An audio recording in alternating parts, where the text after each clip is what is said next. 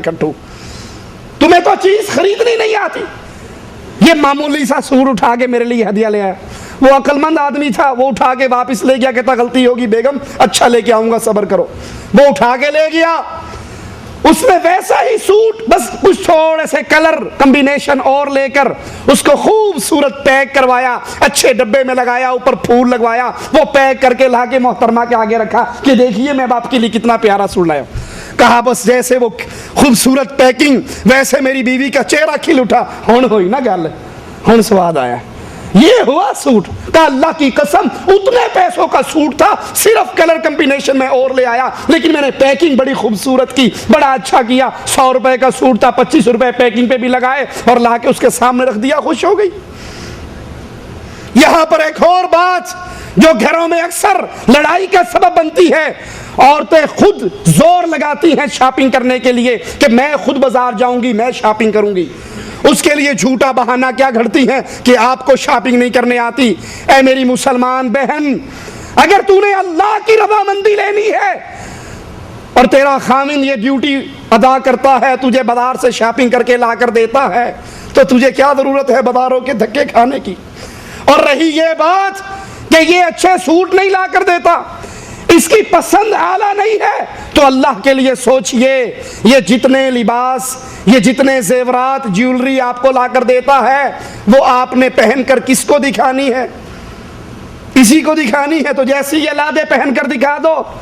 اگر آپ کا مقصد اپنے خاوند کے لیے زینت اختیار کرنا ہے، جو اس نے لا دیا ہے پہن کے اسے دکھا دو. اور اگر مقصد یہ ہے کہ میرے اس زیور سے، میرے اس لباس سے، میری اچھی ڈیزائننگ سے عورتوں پر روب پڑے گا، محلے والیوں پر روب پڑے گا، لوگوں کے اندر فنکشن کے اندر میری شان، پرسنالٹی تھوڑی سی اور اعلیٰ ہوگی، تو پھر سمجھ لیجئے آپ اللہ کی رضا کے لیے محنت نہیں کر رہی. اللہ کی رضا اسی میں ہے کہ آپ اپنے گھر کی 4 دیواری میں بند رہیں، سوائے شدید مجبوری کی کیفیت میں اپنے گھر سے نکلے، وگرنہ عورت کا کام گھر کی 4 دیواری ہے. اگر آپ عورت کی پسند، خامند کی پسند کو عورت اپنی پسند بنا لے، خامند کی قدر کرے، وہ معمولی سی چیز بھی لے آئے تو اس کا شکریہ ادا کرے، اس کے مال، اس کے رزق میں برکت کی اسے دعائیں دے کہ جزاک اللہ خیر، بہت پیاری چیز لائے ہو، اللہ آپ کو جزائے خیر دے. ہدیے کی قیمت نہیں ہوتی، یہ تو جذبات ہوتے ہیں. اس طرح کی دعائیں دے. اگر وہ اس دفعہ 100 روپے کی لایا ہے، اگلی دفعہ خود بخود 150 کی لائے گا. آپ اس کو، اس کی توجہ حاصل کریں، اس کی قدر کریں. رسول اللہ صلی اللہ علیہ وسلم کی حدیث کو نہ بھولیں. آپ نے فرمایا اخیر زمانے میں قرب قیامت بعض لوگ اپنی بیوی بچوں کی وجہ سے ہلاک و برباد ہو جائیں گے. غور کیجئے کہیں یہ حدیث ہمارے اوپر فٹ تو نہیں آ رہی. صحابہ نے کہا اللہ کے نبی، کوئی شخص اپنی بیوی بچوں کی وجہ سے کیسے ہلاک اور برباد ہوگا؟ فرمایا بیوی بچے فرمائشیں زیادہ کریں گے، اس سے ڈیمانڈ زیادہ کریں گے. مرد کی آمدنی، تنخواہ، انکم اتنی نہیں ہوگی، وہ اپنے بیوی بچوں کو راضی کرنے کے لیے پھر حرام طریقے اختیار کرے گا اور حرام طریقے سے مال کمائے گا تاکہ وہ اپنی بیوی بچوں کی ڈیمانڈ پوری کر سکے. وہ ان کو تو راضی کر لے گا لیکن اپنی آخرت کو برباد کر لے گا. اے مسلمان بہن، اے مسلمان عورت، اپنی ڈیمانڈ کرتے ہوئے، اپنی لسٹ بناتے ہوئے، اپنے مطالبات پیش کرتے ہوئے اپنے خاوند کی حیثیت کو سامنے رکھیے. جب آپ اس کی حیثیت کے اندر رہ کر مانگیں گی، آپ کے گھر میں سکون ہوگا. اور جب آپ کی ڈیمانڈ اس کی اپنی حیثیت سے زیادہ ہوگی تو پھر اپنے آپ گھر کے اندر لڑائی بھی ہوگی اور فساد بھی ہوگا. جس طرح عورت کو خاوند کی حیثیت کے مطابق مانگنا چاہیے، اسی طرح خاوند کو بھی اپنی حیثیت کے مطابق اپنی بیوی کو دینا چاہیے. کیونکہ بیوی کو دینا، اولاد پہ خرچ کرنا، یہ صدقہ ہے. بہترین اجر، سب سے زیادہ اجر اس دینار پہ اللہ دیتا ہے جو دینار انسان اپنے بیوی بچوں پہ خرچ کرتا ہے. یہ حدیث ہے.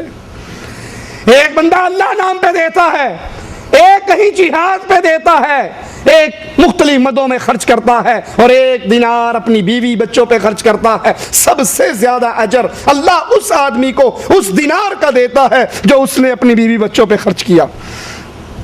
ایک صحابی ایک قیمتی چادر خرید کر لائے. صحابہ نے پوچھا اس چادر کا تم نے کیا کرنا ہے؟ کہا یہ چادر میں اپنی بیوی کو تحفۃً دینے کے لیے لایا ہوں، کیونکہ رسول اللہ صلی اللہ علیہ وسلم نے فرمایا تم اپنی بیوی پہ خرچ کرو، اس کا بھی اللہ تمہیں صدقے کا ثواب عطا فرمائے گا. ایک صحابی کہتے ہیں میں نے رسول اللہ صلی اللہ علیہ وسلم سے سنا، سنیے اللہ کے نبی کی حدیث، میں نے رسول اللہ صلی اللہ علیہ وسلم سے سنا جب آدمی اپنی بیوی کو پانی، ایک گلاس پانی پلا دے، خاوند اپنی بیوی کو ایک گلاس پانی پلا دے تو اللہ عز و جل اس پانی پلانے پر بھی اس مسلمان کو ثواب عطا فرما دیتا ہے. خاوند کو بھی چاہیے وہ بیوی کے کاموں میں ہاتھ بٹائے، اسی طرح بیویوں کو چاہیے اگر خاوند ڈیمانڈ کر دیں، کتنی وہ بد نصیب عورتیں ہیں، خاوند ڈیمانڈ کرتا ہے پانی پلاؤ، وہ جواب میں کہتی ہے وہ بوتل پڑی ہے اٹھ کے پی سکتے ہیں آپ. اس کا رزلٹ پتہ کیا نکلتا ہے؟ جب بیوی تنگ کرتی ہے، مومن مواحد مسلمان خاوند کو آسمان سے حوریں بد دعائیں دیتے ہوئے کیا کہتی ہیں؟ سنیے، قاتلک اللہ، تیرے ٹوٹے ہون، تیرے گولتے 4 دن دائے، اصل تے میرا ہی ہے. اسی لیے عورتیں کہتی ہیں کہ یہاں بھی دوسری شادی کا پنگا ہے اور وہاں جائیں گے تو 2 حوریں پہلے سے تیار کھڑی ہیں. ان حوروں کی خاصیت یہ ہے وہ کبھی لڑیں گی نہیں، وہ کبھی ناراض نہیں ہوں گی، وہ کبھی غصہ نہیں کریں گی، زبان درازی نہیں کریں گی. جب عورت اپنے خاوند کو تنگ کرتی ہے، اس عورت پر آسمان سے جنت کی حوریں بد دعائیں کرتے ہوئے کہتی ہیں رب تیرے ٹکڑے کرے، یہ تو چند دن کا تیرے پاس ہے، اصل تو میرے پاس آنے والا ہے. شوہر کی محبت حاصل کرنے کا ایک اور طریقہ کہ عورت اپنے شوہر کو اہمیت دے، اس کے پاس بیٹھے، اس کو اچھی باتیں سنائے، اچھے واقعات سنائے، ہنسی مذاق کرے. حضرت عائشہ رضی اللہ تعالی عنہا نے رسول اللہ صلی اللہ علیہ وسلم کو 11 عورتوں پر ایک طویل قصہ سنایا، اور اللہ کے نبی صلی اللہ علیہ وسلم نے بخاری و مسلم میں ہے، حضرت عائشہ سے یہ پورا قصہ سنا. انہی میں ایک عورت وہ کہتی ہے کہ میرے شوہر نے مجھے بہت محبت دی، بہت پیار دیا، مجھے اتنا زیور دیا، اتنے بھاری زیور میں مجھے لاد دیا کہ میرا کان لٹک گئے اس زیور کو پہن پہن کر، مجھے اتنی خوشیاں دی، اتنا کھلایا پلایا کہ میں خوب موٹی تازی ہو گئی. حضرت رسول کریم صلی اللہ علیہ وسلم یہ واقعہ سن کر کہتے ہیں عائشہ جس طرح وہ خاوند اپنی اس بیوی سے محبت کرتا تھا، میں بھی عائشہ تجھ سے ویسے ہی محبت کرتا.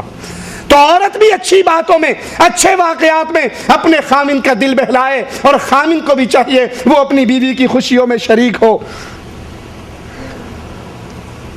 انسان گھر میں مصروف ہے، بیوی پیار اور محبت سے اس کو سمجھائے کہ اب قرآن پڑھنے کا وقت ہے، اب نماز پڑھنے کا وقت ہے، اب فلاں چیز کا وقت ہے، اس کے ساتھ شریک رہے، مختلف باتیں کرتی رہے، اچھی باتیں بناتی رہے. یہ نہ ہو کہ خاوند گھر میں آئے، بیوی بھی چپ، خاوند بھی چپ، جیسے 2 پولیس والے اسٹیشن پہ اکٹھے بیٹھے ہیں، اس نے بھی غصہ کیا اور اس نے بھی غصہ کیا ہوا. یہ طبیعت کسی کو پسند نہیں. عورت کا دل بھی چاہتا ہے اس کا خاوند اس سے اچھی باتیں کرے، اسی طرح خاوند کا جی بھی چاہتا ہے کہ اس کی بیوی اس سے اچھی باتیں کرے. اور ایک بہت بہت کامیاب ہتھیار اپنے خاوندوں کو اپنی مٹھی میں لینے کا وہ کیا ہے؟ بیوی کو چاہیے سسرالی رشتہ داروں سے اچھا سلوک کرے، خاوند کے رشتہ داروں سے اچھا سلوک کرے، ساس اور سسر سے، ننند سے اچھا سلوک کرے. اس ساس کو محبت دے، پیار دے، اس کو اپنی ماں کا مقام دے کہ جس نے آپ کے دلہے کو پالا پوسا، تربیت کی، جوان کیا اور اب آپ کے حوالے کر دیا. اس کو پیار اور محبت دے، ان کا اہتمام کرے، ان کا خیال رکھے، ان کے کھانے کا پینے کا، یہ گھر میں ملنے کے لیے آئے، ان کے لیے تحفے تحائف. دیکھنے میں اکثر کیا آتا ہے، سسرالی رشتہ دار آ جائیں تو اکثر گھر میں مسور کی دال ہی پکتی ہے، اور بیگم کے اپنے رشتہ دار آ جائیں تو آنے سے 1 ہفتہ پہلے لسٹ بنا کے خاوند کے ہاتھ میں پکڑا دیتی ہے، میرے کچھ آنے والے ہیں تو آپ یہ مرغیاں لا دینا، یہ گوشت لا دینا. اپنے خاوندوں، اپنے رشتہ داروں پر بھی خرچ کریں، کوئی اعتراض نہیں، لیکن اپنے خاوند کو اگر اپنا بنانا چاہتی ہیں تو بہترین طریقہ اس خاوند کے سامنے اس کی ماں کی تعریف کریں، اس کے باپ کی تعریف کریں، اس کے بھائیوں کی تعریف کریں، اس کی بہنوں کی تعریف کریں. اکثر معاملہ الٹ نظر آتا ہے. سسرال والے یہ چاہتے ہیں یہ بہو ہمارے گھر میں آئے اور آتے ہی یہ نوکرانی بن جائے.